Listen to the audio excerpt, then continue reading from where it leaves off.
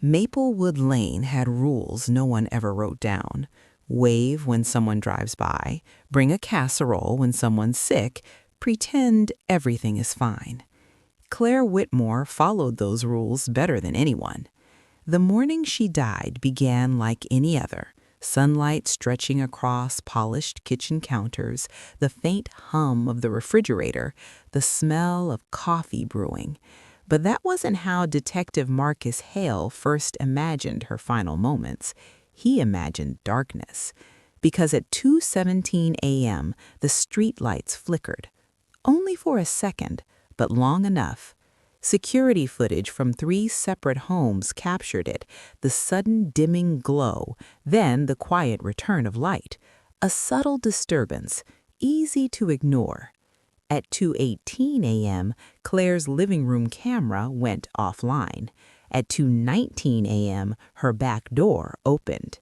By 6:42 a.m., everything Maplewood believed about itself was gone. When Marcus stepped inside the Whitmore home, silence pressed against him. Crime scenes in violent neighborhoods felt chaotic, sirens, shouting, movement. This one felt staged. Claire lay near the kitchen island, one arm bent awkwardly beneath her. The ceramic mug beside her had shattered into jagged pieces. Blood had pooled beneath her hair, dark and thick against pale tile. There were no defensive wounds, no overturned chairs, no signs of forced entry. The back door was unlocked but intact. The alarm system had been manually disabled. Whoever entered knew exactly what they were doing, or had enough time to figure it out calmly. Marcus crouched beside the body.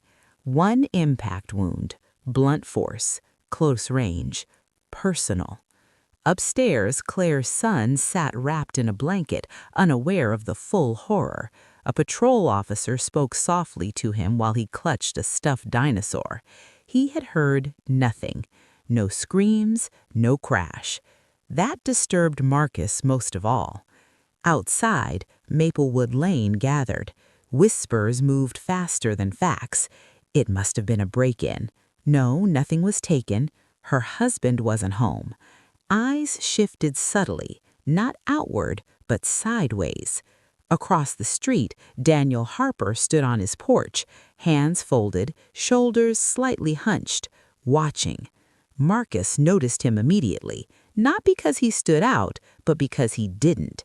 Daniel was the kind of man who blended into backgrounds, early 40s, neatly trimmed beard, neutral clothing, the type you'd forget describing 5 minutes after meeting.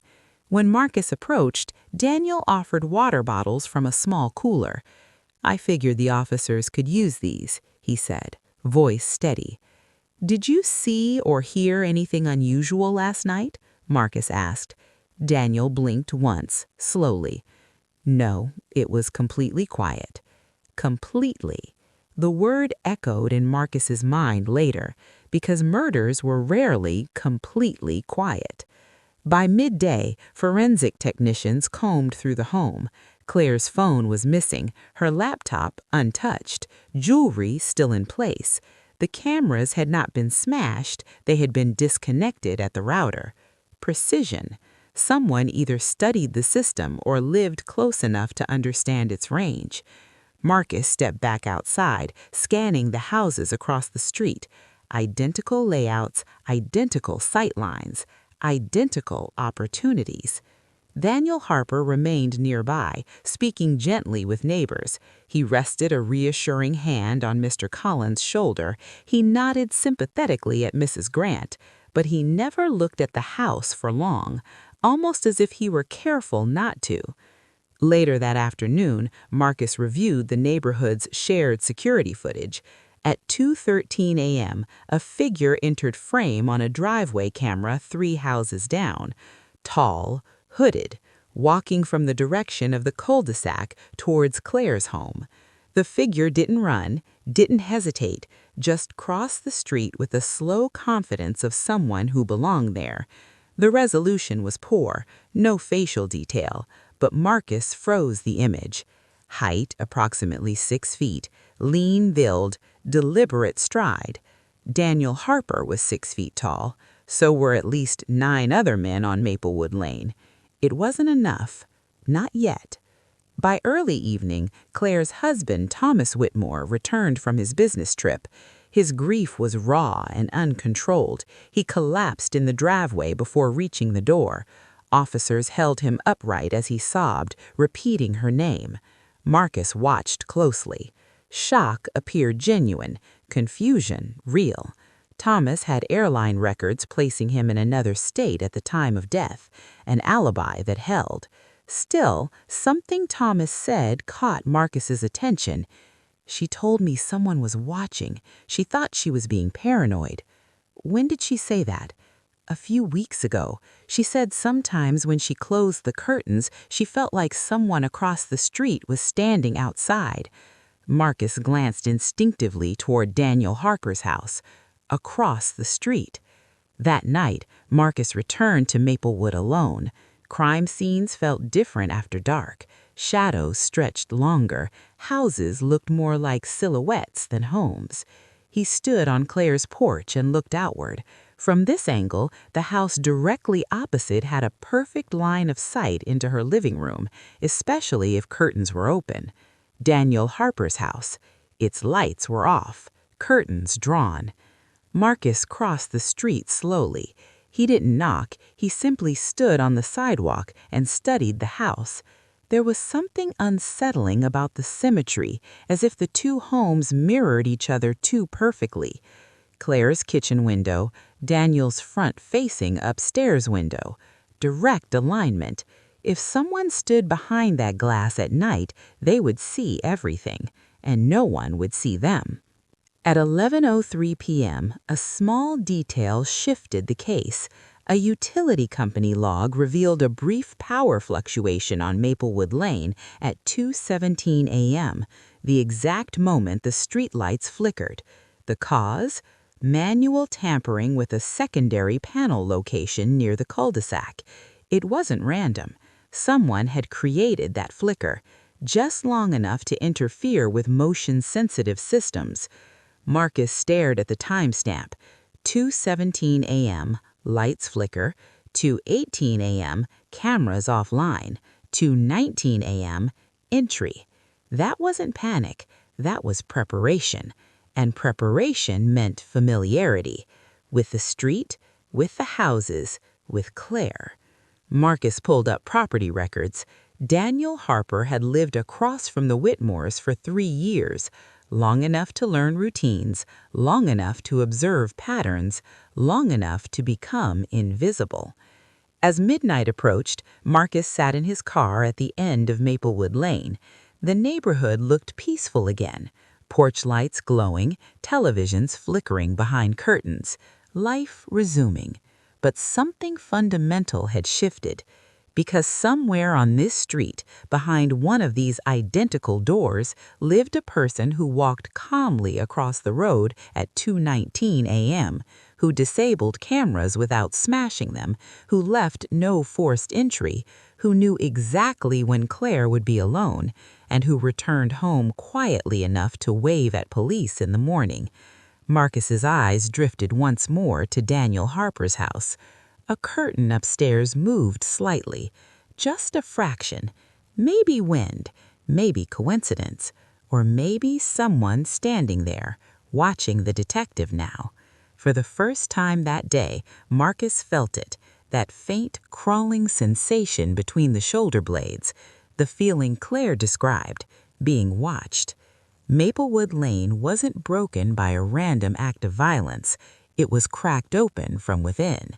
And the man who did it was still pretending to be just another neighbor, waiting for the right moment to smile again.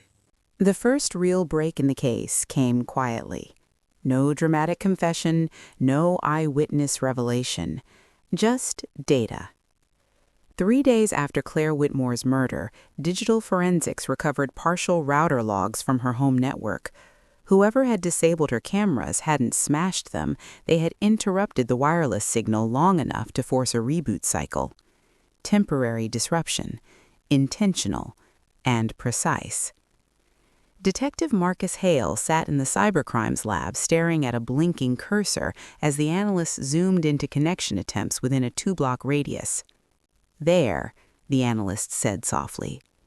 At 1:52 a.m., a device labeled with an anonymized MAC address scanned for active networks.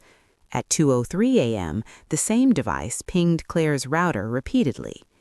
At 2:16 a.m., the signal interference began.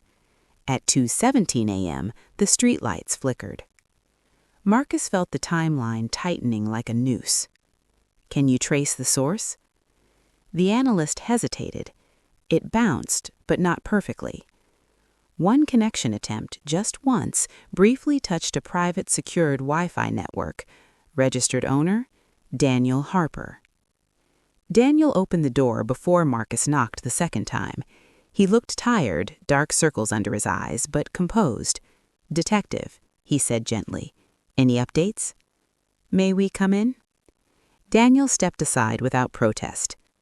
The house was unnervingly clean, not just tidy, curated. Neutral walls, symmetrical furniture, no personal clutter, no framed memories. Control lived here. Marcus walked slowly through the living room, letting silence stretch. Silence made nervous people fill it. Daniel didn't. "I understand my router showed some kind of contact," Daniel asked evenly. "That's right." "I work in IT security," he replied, almost rehearsed. "Routers detect all kinds of devices in range. It doesn't mean they're mine." "That's true," Marcus said calmly, "but it's interesting timing." Daniel folded his hands. "Is this about Claire?" The way he said her name, not Mrs. Whitmore, didn't go unnoticed. Marcus watched him carefully. "You knew she felt watched," Marcus said carefully. Daniel's brow furrowed. "Everyone's saying that now." "But you knew before, didn't you?" A flicker. Not fear, calculation. "I might have overheard her mention something once. People get paranoid." People. Plural. Deflecting. Upstairs, Marcus asked to see Daniel's office. Rows of monitors lined one wall, a multi-screen setup displaying system diagnostics and security feeds from his own property. Clean cable management, no dust. On the desk sat a small soldering kit, microchips, wiring components. "Just hobbies," Daniel explained lightly. "I build signal testers." Signal testers capable of disrupting Wi-Fi. In theory. Marcus walked closer to one monitor. It displayed a grid of signal strength graphs. One graph showed fluctuations recorded 2 nights ago, at 2:16 a.m. Marcus didn't react outwardly. "Mind if we take a look in the basement?" Daniel paused. Only for half a second. "Of course." The basement was partially renovated, fresh drywall, industrial carpeting, thick textured fibers underfoot. Marcus crouched slightly and touched it. Rough weave. The same rare fiber type forensic teams had collected from Claire's back door threshold. His pulse steadied, not raced. Evidence wasn't about emotion, it was about patience. On a workbench sat a compact device, handheld with a directional antenna and battery pack. What's this? Prototype, range extender. For disrupting signals? For testing signal interference, Claire Daniel corrected. Marcus turned it over in his hands. It was warm, recently used. Later that afternoon, a search warrant was executed. Daniel did not resist. Neighbors watched in disbelief as officers carried boxes from the quiet man's house. Mrs. Grant shook her head repeatedly. "Not Daniel. He fixed my Wi-Fi last winter." Mr. Collins muttered, "He's always so polite." Polite. Invisible. Harmless. Exactly what someone like Daniel needed to be. The breakthrough came from a black leather notebook hidden behind stacked storage bins. It didn't need to be. Inside were dates stretching back nearly 8 months. Observations written in meticulous handwriting. September 14th, curtains open 10:02 p.m. September 3rd, husband away overnight. January 12th, son sleepover. Every entry ended with timestamps. Precise. Clinical. No emotion. Claire wasn't described as beautiful or admired. She was catalogued, like data. Marcus flipped further back. Earlier entries mentioned other houses. Green shutters, 9:41 p.m., lights off. Corner house, argument audible. It wasn't obsession, it was surveillance. Daniel hadn't fixated randomly. He had studied patterns, mapped routines, waited. During interrogation, Daniel remained steady. "You documented your neighbors' lives," Marcus said, placing the notebook on the metal table. "I observe," Daniel replied. "There's a difference. You interfered with Claire's security system. No proof of that. You built a device capable of doing exactly that. I build many devices." Marcus leaned forward slightly. "Why did her cameras go offline at the same moment your signal logs show interference?" Daniel's jaw tightened. "For someone in IT, you made one mistake," Marcus continued calmly. "You let your test device ping your own router once." Silence. Not defensive silence, strategic silence. Then Daniel spoke quietly. "I never meant to hurt her." There it was. Not "I didn't do it," not "I wasn't there." "I never meant to hurt her." Marcus held his gaze. "Walk me through it." Daniel exhaled slowly. "She wasn't supposed to see me." The story came out in fragments. Daniel had watched Claire for months, not because he loved her, because she fascinated him. Her routines, her predictability, her warmth. He described it clinically, like describing an experiment.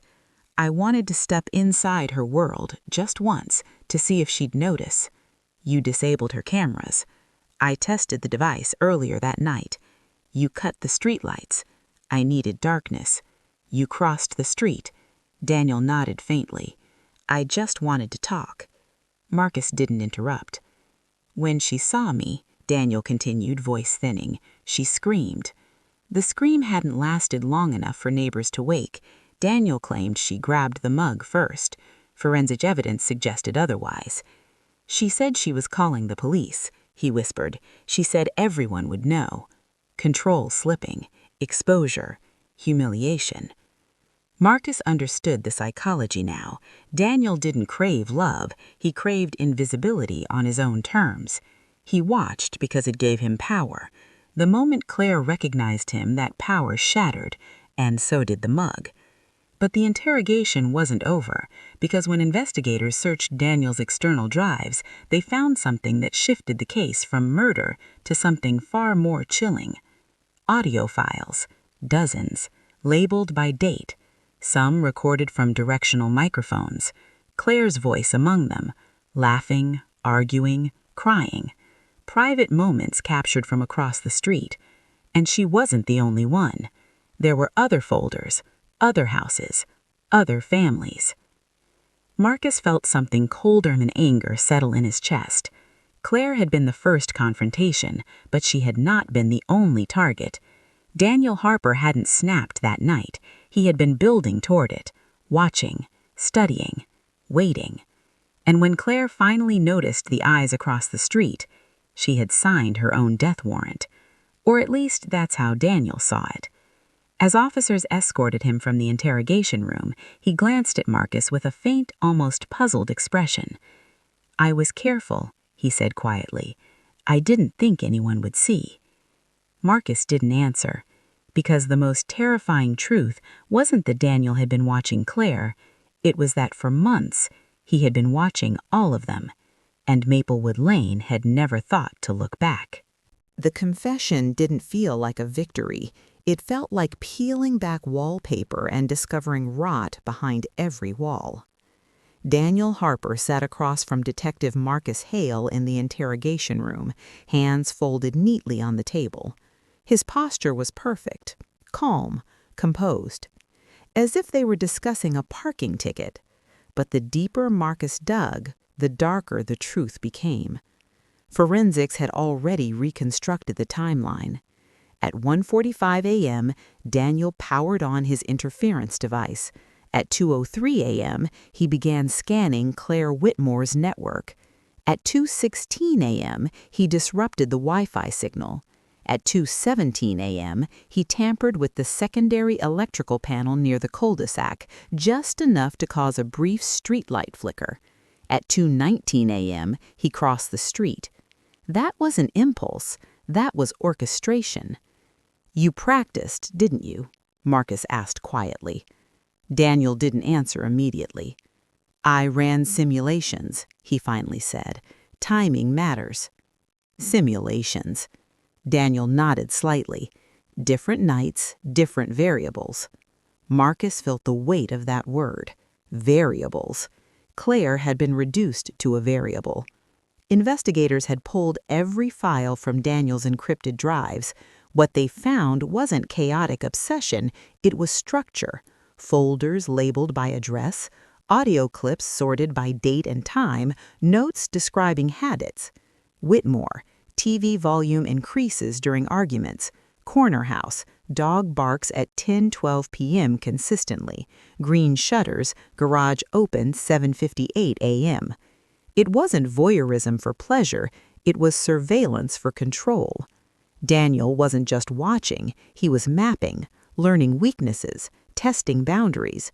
Claire had simply been the first to break pattern. Marcus slid a printed photograph across the table. It showed Daniel standing in his attic installing a narrow directional microphone through a vent panel. "How long were you listening?" Daniel glanced at the photo. 6 months. "You recorded her?" "Yes." "You recorded others?" A pause. "Yes."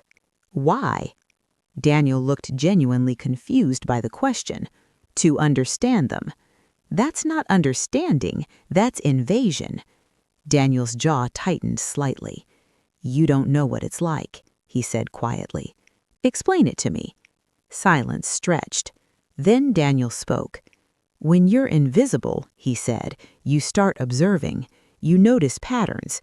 People don't realize how predictable they are." Marcus didn't interrupt. Claire was vibrant. She laughed loudly. She argued loudly. She lived loudly. "And you didn't?" Daniel looked down at his hands. "No." The psychological profile began forming clearly now. Daniel had grown up isolated, minimal social ties, high academic achievement, career in cybersecurity, a profession built around monitoring systems, predicting breaches, exploiting vulnerabilities. He transferred that mindset to people. Neighbors weren't relationships, they were networks. Houses weren't homes, they were nodes. Claire's murder wasn't fueled by jealousy or lust, it was fueled by exposure. "You didn't intend to kill her," Marcus said carefully. "No." "But you intended to enter her home?" "Yes." "And you knew she was alone?" "Yes." "And you disabled her cameras?" "Yes." The admissions came easier now. "Walk me through the moment," Marcus said quietly. He inhaled slowly. "She was in the kitchen. The light was on. I thought she'd be asleep. But she wasn't." "No." "What happened?" "She turned. She saw me. She said my name." That detail struck Marcus harder than expected. She said my name. Recognition. Human connection. Daniel's breathing became uneven. "She wasn't afraid at first. She was angry. And that anger threatened you." "She said she'd call the police. She said everyone would know what I'd done. And that couldn't happen." Daniel's voice dropped very low. "I couldn't lose control." Marcus knew then that Daniel's greatest fear wasn't prison. It was humiliation, being seen not as invisible, but as pathetic. "She grabbed the mug," Daniel said. "Forensics indicate you did," Marcus replied calmly. Daniel's eyes flickered. "Maybe," he whispered. One strike, ceramic against skull, a sudden, irreversible shift. "She fell," Daniel said. It was quiet after that. Marcus closed his eyes briefly, because that was the part that would haunt Maplewood Lane forever. The quiet. But the nightmare wasn't over. During a secondary search of Daniel's attic insulation, officers found sealed plastic containers hidden beneath fiberglass panels. Inside were printed photographs, hundreds. telephoto lens images taken from upstairs windows, families at dinner tables, teenagers doing homework, couples arguing, children watching television. Claire appeared in many, but she wasn't alone. Daniel had been building something, a master schedule of the neighborhood. Investigators pieced together something even more disturbing. Several entries in his notebook described entry feasibility, notes evaluating door types, lock mechanisms, camera placements. Claire's home had the lowest difficulty rating. She wasn't random, she was optimal. Back in the interrogation room, Marcus placed the final piece of evidence on the table, a printed page titled Phase Progression. Daniel's breathing stopped. Phase 1, observation. Phase 2, audio capture. Phase 3, controlled interaction. Phase 4, full access. Claire's death occurred during Phase 3. Marcus met Daniel's eyes. How many phases were you planning? Daniel didn't answer. How many houses were on your list? Silence, but his eyes shifted slightly, toward the door, toward freedom he would never have again. You weren't going to stop. Daniel's voice cracked for the first time. I just wanted to be inside their lives. You were, Marcus said coldly. You just didn't realize it. Because now Daniel Harper would live in every neighbor's memory, in every closed curtain, in every installed security camera, in every uneasy glance across the street. The press conference the next morning shook the community. Reporters lined Maplewood Lane, headlines spread nationwide. Suburban surveillance killer. Neighbor secretly recorded entire street. Parents held their children closer.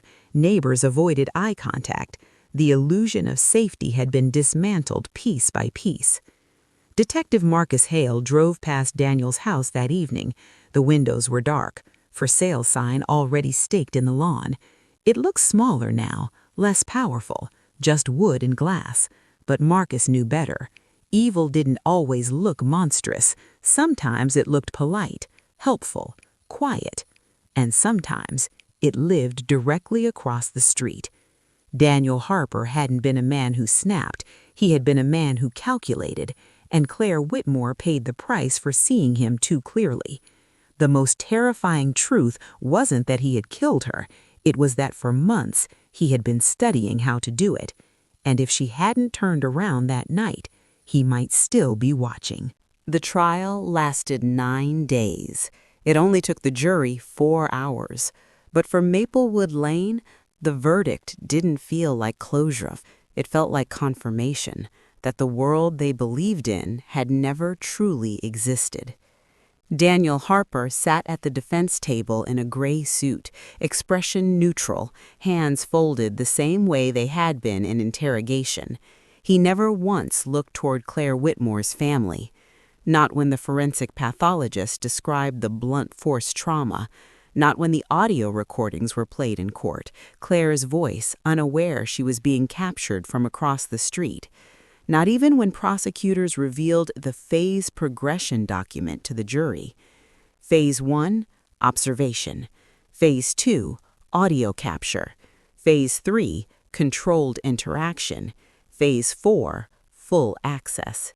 The courtroom had gone completely silent at those words, because Claire had died in Phase 3, which meant Phase 4 was still waiting. The prosecution painted Daniel not as a man who lost control, but as one who worshipped it. They displayed enlarged photographs taken from his attic window, families frozen mid-laughter, a teenage girl dancing alone in her bedroom, a couple arguing at a kitchen table. The jurors shifted in their seats. This wasn't just murder, it was invasion, systematic, methodical, cold. The defense argued isolation, social detachment, emotional deficiency. They called a psychologist who testified that Daniel exhibited obsessive-compulsive traits and control-based fixation patterns. He didn't seek to harm, the psychologist said carefully. He sought to belong. Claire's husband, Thomas, stared forward, unmoving. Belong. That word felt obscene. Daniel hadn't wanted to belong. He had wanted to possess. When the guilty verdict was read, Daniel blinked once. That was all. No anger, no tears, no protest. Just a slight nod, as if acknowledging a logical conclusion to a flawed experiment. Life imprisonment without parole. As officers led him away, he glanced briefly toward the courtroom doors, not at Claire's family, not at the jury, but at the reporters, as if calculating how long his story would dominate headlines. Maplewood Lane changed overnight. Security company vans lined the street within a week. Motion lights were installed on nearly every property. Curtains that once stayed open now shut before sunset. Neighbors who used to gather casually now hesitated before stepping outside. They had all been in his notebook, even if only once. Mrs. Grant learned her living room had been photographed 23 times. The Collins family discovered audio recordings of their arguments. A teenage boy down the street found out Daniel had documented the exact times he snuck out at night. The violation spread beyond Claire. It touched everyone. But the worst discovery came months later. Daniel's house had been cleared and prepared for auction.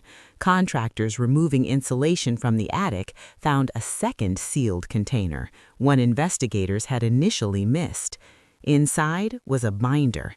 Unlike the others, this one wasn't filled with observations. It contained blueprints, hand-drawn layouts of several Maplewood homes, notes marked entry points, garage vulnerabilities, window latch weaknesses, security blind spots.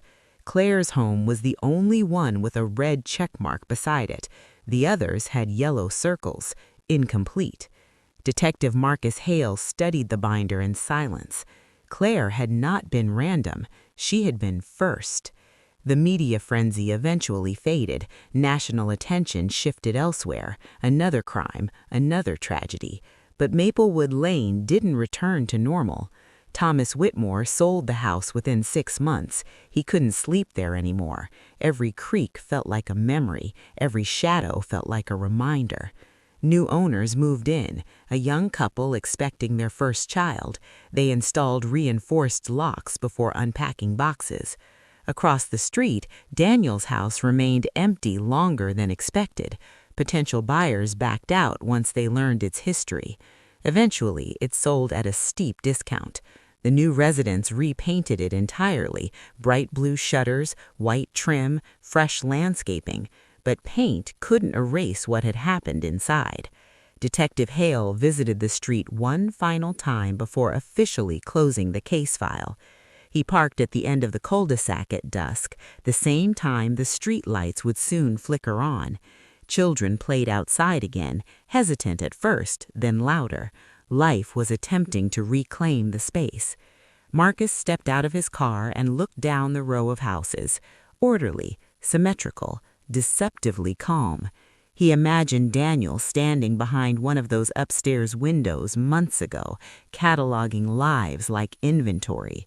The terrifying truth wasn't that Daniel was a monster hiding in plain sight. It was that he had looked completely ordinary. No criminal record, stable job, polite demeanor. He attended block parties, helped shovel snow, fixed routers. Evil hadn't arrived from outside the neighborhood. It had grown quietly inside it. Before leaving, Marcus walked once more to where Claire's kitchen window faced the street. From this angle, Daniel's former attic window lined up perfectly, a straight, unobstructed view. He felt a chill despite the warm evening air. Claire had sensed something, that subtle feeling of being watched, and like many people do, she dismissed it because the threat wasn't obvious, it wasn't loud, it wasn't chaotic, it was patient. In prison, Daniel adjusted quickly to routine.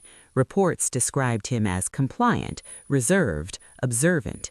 He requested books on behavioral psychology, on surveillance theory, on systems analysis. Even behind bars, he studied patterns. Guards noticed he spent long periods standing at the small window in his cell, not looking at anything specific, just watching movement in the yard, counting, timing, observing. Control never truly leaves someone like that. It only changes shape. Years later, Maplewood Lane would still whisper about the case when new neighbors moved in. They wouldn't say his name at first. They would just say, "Be careful, lock your doors, close your curtains, trust your instincts." Because the lesson wasn't about one man, it was about illusion. The illusion that danger announces itself, that monsters look different, that safety is guaranteed by trimmed hedges and friendly waves. Claire Whitmore's death shattered that belief forever, and even as seasons changed and houses were repainted, one truth lingered in the quiet spaces between homes. Sometimes the most terrifying threat isn't the stranger in the dark, it's the neighbor who already knows your routine and is waiting for the right moment to step inside it.